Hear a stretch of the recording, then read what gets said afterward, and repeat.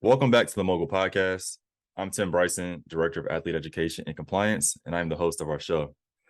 If this is your first time here, welcome. If you're a returning community member, welcome back. As y'all know, the MOGL podcast is dedicated to educating all NIL athletes and brands on how to ensure compliance, how to maximize NIL activity, and how to make a difference in the ever-evolving NIL landscape. Today, we get to kick it with one of the leading voices in NIL education. An Owensboro, Kentucky native, she's a two-time Duke University alumna. While at Duke, she competed as a standout basketball college athlete and All-American, becoming the first Blue Devil in school history to notch 1,800 points, 600 rebounds, and 200 made three-point shots. She is now on the sports partnership team at Meta, where she supports college athletes and emerging creators to maximize business opportunities across Facebook and Instagram. Prior to Meta, she spent time at Think 450 MBPA in grassroots basketball and business development, and the Atlanta Hawks in marketing. She started her career in sports broadcasting as a color commentator for ACCN+. She's skilled in sports marketing, social media, content creation, and public speaking, but I'll be remiss if we did not mention that she's the mother to Willow Bean, the mini Ozzy. So Becca Wathen, welcome to the MOGL podcast. Thank you so much. I appreciate the intro. Love the plug for the Aussie as well. But yeah, excited to talk to you. Yeah, why the Aussie, yo? Mini Aussies are the best dogs out there, hands down. Not even a competition. That's love. That's love. I was doing research on you, and I was super excited to see that you're also from our tri-state, right? The Ohio, Indiana, Kentucky tri-state. I just spent 3 weeks in Cincinnati, so good to have a Kentuckian on our podcast, yo. Exactly. I'm a very proud Kentucky native. I could spend this whole podcast talking about Kentucky, but yeah, Cincinnati is not too far away from where I grew up. Well, before we get into this first segment, do you eat Skyline La Rosa's Graters? Are we a fan or no? Of what? Sorry, Skyline, Graters, La Rosa's, anything Cincinnati food? Oh no. So I'm from Western Kentucky, so I didn't spend too much time in Cincinnati. So I'm not too familiar with that. Like, we'll get you some. Hate to let you down on that. We'll get you some, Becca. Well, I'm gonna jump straight into our pod, right?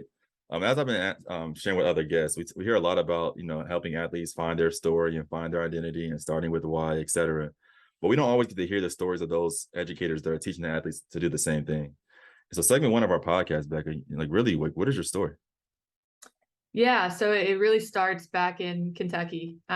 Grew up in a small rural town. My dad was a farmer. My mom was a nurse. So really the stereotypical Kentucky background. Did not grow up in a sports family at all, really. So I was not really destined to play basketball one day. It kind of just happened for me. But grew up playing sports from a young age, played everything, basketball, baseball, soccer, was very an active kid. But as I got older, really gravitated towards basketball. Had an older sister, which I was lucky to have because we were very competitive. We were outside every night in the driveway getting after it. And that really helped me develop a love for the game. Ended up getting, college attention at a really young age. Had my first college scholarship offer in 8th grade from UNC of all schools, which is funny now looking back.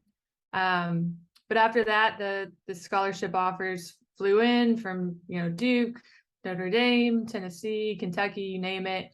Was very fortunate to have a great high school career. Was an All-American in high school. Broke the national record for most three-pointers made in a game, which was crazy. So really had a really cool high school career growing up in a small town in Kentucky. From there, ended up deciding on the Blue Devils, which if you know anything about Kentucky basketball history, that was the ultimate sin to go to the dark side and leave your home state and go to the Blue Devils. But I did it anyways and was the best decision I ever made. Was there for 5 years, had an incredible experience, was an All-American on the court, met some of my best friends at Duke, and really got to live out my dream that I set out for myself as a young girl, which was playing college basketball, and got drafted in the WNBA afterwards. So that's, the high level story. It was not rainbows and butterflies by, any means. It was a long, tough road and journey being a college athlete, as any college athlete can understand. During that time, dealt with my fair share of injuries and adversity. I've had 6 knee surgeries and 1 back surgery, which I could spend this whole podcast talking about all the highs and lows there. Sheesh. But really, despite all the injuries and adversity, love my time being a college athlete. And I can honestly say my time as a college athlete is what allowed me to be in the position I am today, working in sports. So, can be happy to dive in more detail about everything I learned from just being a college athlete alone. But I've had a very fun ride and journey, and now taking a different approach to sports, working on the business side at Meta. No, for sure. And you skipped over this part. How many 3-point shots you make in a game? So I made 17 in a game in high school, which was the national record up until like a year ago. I think someone beat it with like 19, which is insane. But yeah, I had the national record for like 5 years or so. Wow. Wow. And before we get to segment 2, you just mentioned it. But some of that, maybe one pivotal decision or pivotal moment as an undergraduate or a grad student that really helped to shape your career and propel you into a career in sports. Yeah. So, for me, it was an interesting story. When I was younger, what I said I wanted to be when I grew up was a WNBA player. I didn't really have a backup plan. I just knew the one thing I loved was basketball, and that's what I wanted to make a career out of. And I was fortunate to be drafted in the WNBA, but the game got taken away from me. As I mentioned, I dealt with injuries, and after I graduated, I had a surgery that went really wrong, and had a doctor tell me it was time to call it quits and throw in the towel. So, I was forced to have to figure out what was next. So for me, the biggest, jump was just accepting that, moving on, and trying to get experience and something outside of playing the game. So I had a unique journey after I had to accept that. And for me, I said yes to everything. Any opportunity that came by, I said yes, whether I was comfortable with it or not, because the best way to grow is to be comfortable being uncomfortable. So I did internships. My first internship was at a sports marketing company in Chicago. Like I said, I'm from Kentucky. I went to school in Durham, North Carolina. I had never been to a big city in my life. Yep. So I packed my things, moved to Chicago for a summer on my own. And, it was an incredible job experience, but just incredible life experience being in a city like Chicago. It was just something completely new and different than what I was used to. And then after Chicago, I actually moved back to Durham and was given the opportunity to try color commentating in sports broadcasting, which was something that was also completely out of my comfort zone. I'm much more of a reserved person than outgoing, so I just didn't think that was for me, but I tried it anyways. Amazing experience. Knew it wasn't something I wanted to do long term, but I met so many great people along the way and was able to build a new skill set in public speaking, which I use every day now. Very So it was true. a blessing in disguise there. And then lastly, went to the 2 quick stops at the Atlanta Hawks doing an internship, and then at the National Basketball Players Association in New York doing another internship before I got to Meta. So for me, the general theme was just saying yes, trying new things, and putting myself outside of my comfort zone. No, that seems to be a trend and a theme of a lot of former college athletes who have found their way or made their way, even created their way to work, in a career in sports, whether college, high school, or professional level. But for you, transition us to segment 2. The program that received a lot of attention, reshares, reposts, likes, comments, etc., is the Empower program at Meta. So this last, I guess, application round is 2.0, but there's obviously a 1.0 that came before this. Can you just talk more about the inception of this program, right? Its history, where you are now, what you're excited about moving into 2.0? Yeah, for sure. So the NIL Empower program is our incubator program at Meta for female college athletes. So once NIL, came into existence, I knew right away that this was an opportunity to level the playing field for all athletes, but especially female athletes. Yep. I wanted to do something that could help support them, bring them opportunities, because, I know if given the right education and support and resources, that any athletes, but again, especially female athletes, can really thrive. But one problem I saw within the whole college athletics ecosystem is just tactical education. Yep. Athletes are getting Yep. guest speakers, they're getting talked to all the time. But as far as how do I get started, there was really a gap and a missing piece there. So, we created the Empower program to bridge that gap between education and execution. So last year we actually ran it with 4 different women's college sports teams. It was 75 athletes total. It was Duke women's basketball, Notre Dame women's basketball, UCLA gymnastics, and Stanford women's soccer.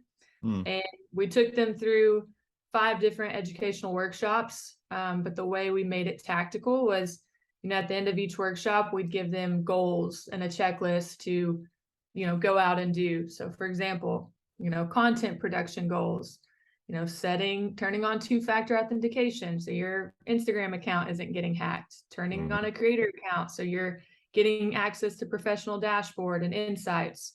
So we tried to make it tactical, also make it competitive. So we had a leaderboard where we were tracking certain metrics throughout that they could, compete with the other athletes in the cohort.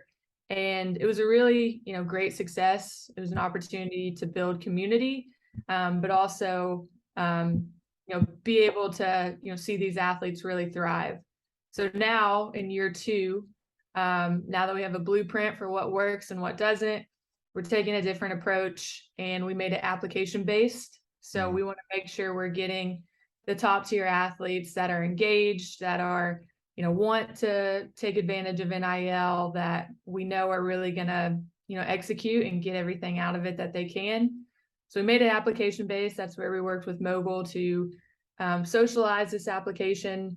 And so far, the application just closed last week. We had over 500 applicants across Division I through NAIA schools, female athletes across the country. So that just goes to show you that female athletes really care and they want to learn. Yep. So this week we're actually selecting the cohort, which we have our hands full because it's very competitive. But once we, announce this cohort, we'll be running it from late August to early December. We'll be taking them through more educational workshops. We'll be having incentives this time around. So we'll be prioritizing them for internal monetization and amplification opportunities. We're also looking to partner with interested brands that want to integrate with the cohort, whether that's through NIL deals, guest speaking, or, even offering internship opportunities. And then that last piece is career development. One problem, I see in college athletics overall is that athletes are struggling to transition to life after sports because they don't have career development really in school because they're so busy with sports and school and everything that's going on in college. So we want to help facilitate micro internship opportunities that athletes can do around their sports schedules. So that's really, at a high level, the 3 main buckets the program will focus on. But we're really excited and looking forward to announcing this cohort soon. No, I bet. And I mean, you hit a lot of the important points, not just as it relates to what the incubator program is purposed to do, but I think also, again, things like career development. I mean, like how you said, tactical education. I know when we first talked, you mentioned like education in action, which has continued to stick with me, like even today. But one thing, a question I have for you is thinking about moving from 1.0 to 2.0. What's one change that you've made to the program that you're most excited about?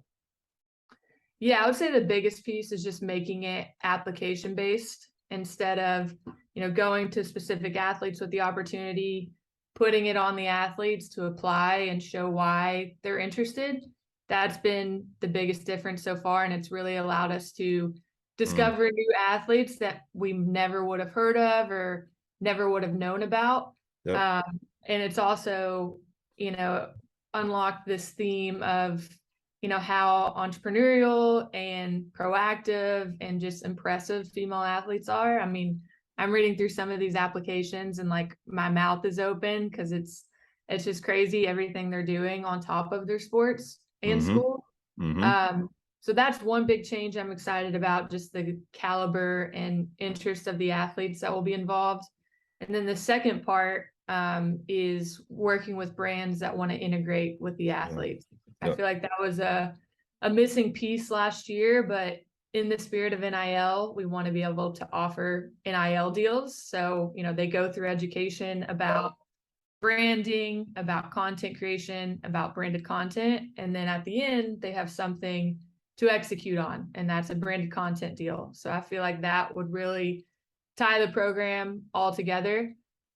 So again, that's not something that's confirmed yet, but we're talking to a lot of brands. And I personally think it's a no-brainer to want to work with 30 top female athletes, but I'm not the one making those decisions. So I'll keep you posted on how that one goes. No, I'll be locked in, yo. But since so you mentioned the Empower program, and I think again, anyone who has been around the NIL space, attention and a lot of the money, to be very clear, went to men's basketball and football. But you continue to focus on female athletes. But another identity community that you all focused on is athletes that are at historically Black colleges and universities. Particularly, you had the Go Lab program last year. So you talk more about, again, similar to how did it get started? How did that program grow? And what are you looking forward to moving forward? Yeah, exactly. So the Go Lab program has been around for a little bit longer.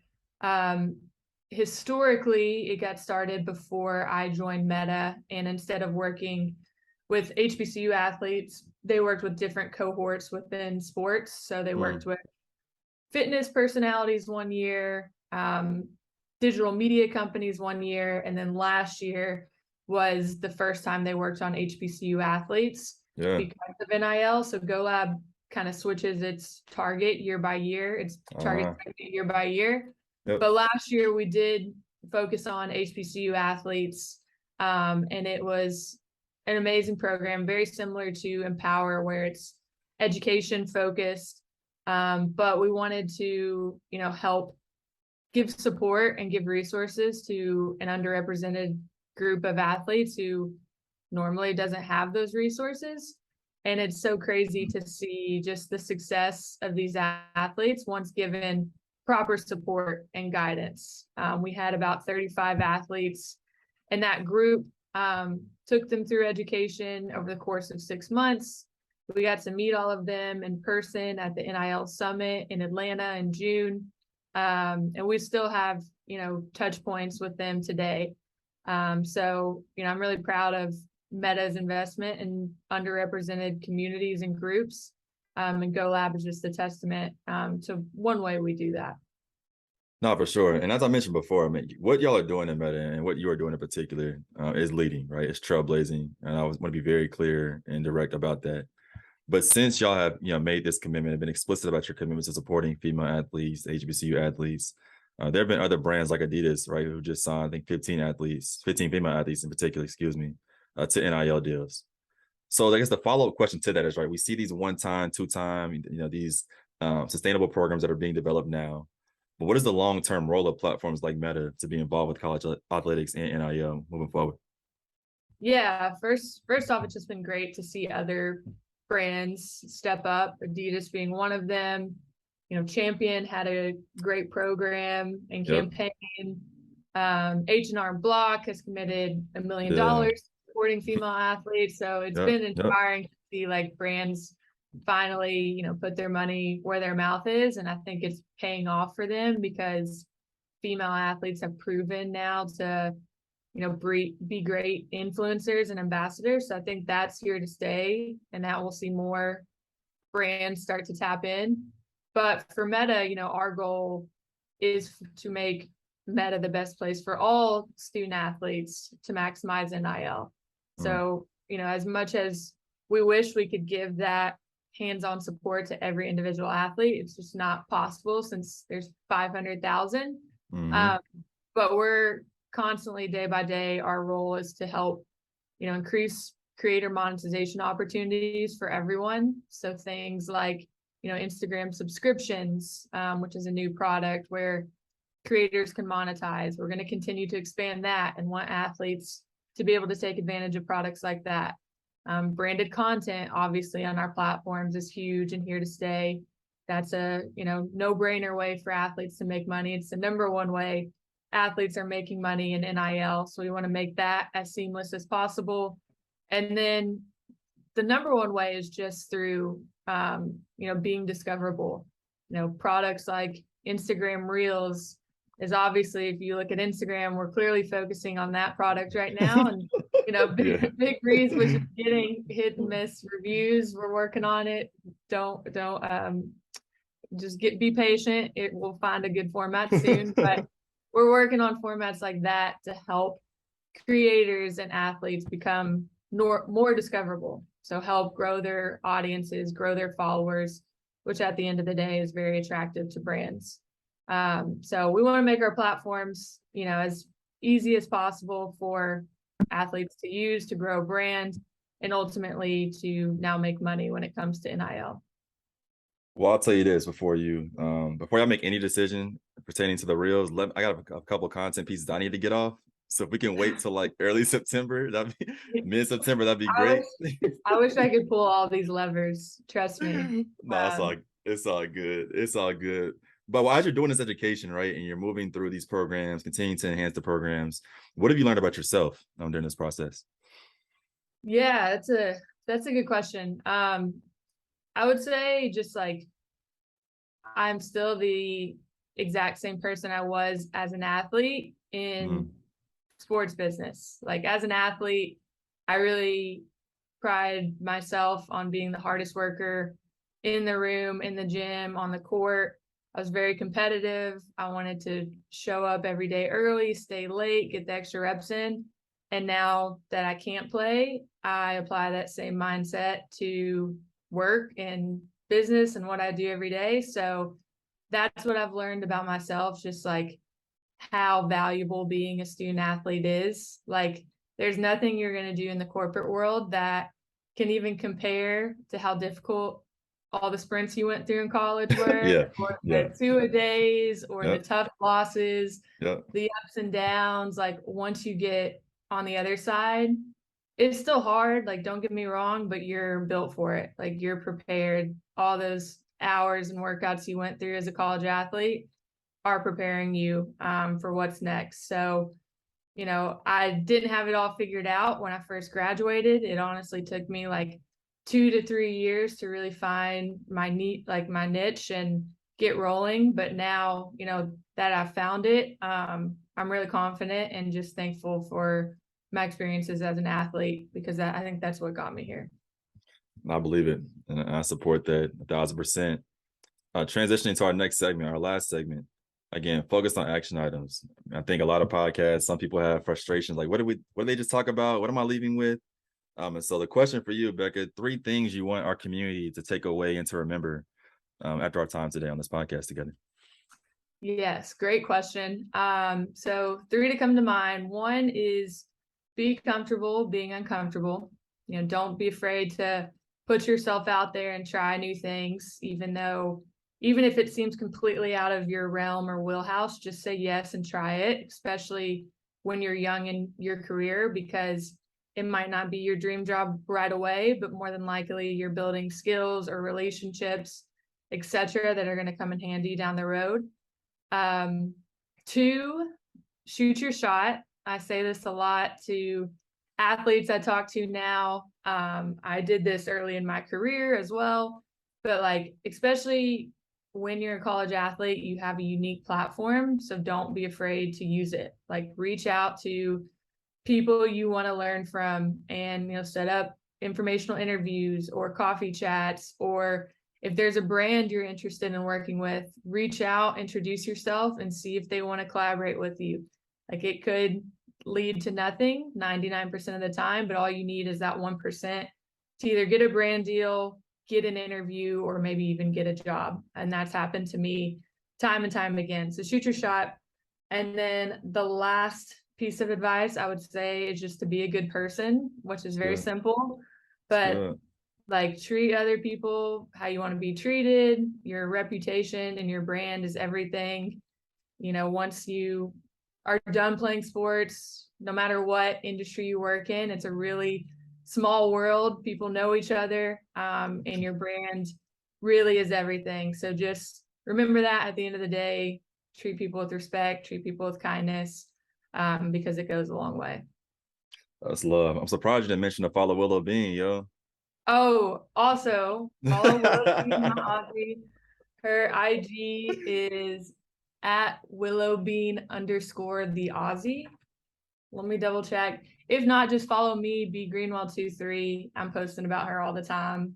And she's tagged in my bio, of course. Nah, I know that's love. Anything else you want to leave with us before we depart? Where can people find you? How can people get in touch with you? Yeah, like I said, follow me on IG at B Greenwell 23. I'm also on LinkedIn, Rebecca Greenwell Wathen. I will respond to anyone who reaches out. There's so many people who help me along the way. So if you have, questions or just want to talk, shoot me a message. I'll get back to you, and I would love to help out in any way I can. Awesome, Becca. Well, again, first and foremost, thank you so much for your time, your commitment, your energy, to ensuring that all athletes, especially female athletes and HBCU athletes, are equipped with the resources, right, and the knowledge to get paid in this new NIL era. Definitely look forward to seeing who's selected in this next cohort, and look forward to supporting you and Meta and Facebook and whatever, yeah, and Instagram, whatever y'all need from us and from the industry. For everyone else, thank y'all again for tuning in to another episode of the MOGL Podcast. Look forward to spending time with y'all next week as we continue to educate all NIL athletes and brands on how to ensure compliance, how to maximize NIL activity, and how to make a difference in the ever-evolving NIL landscape. Peace out.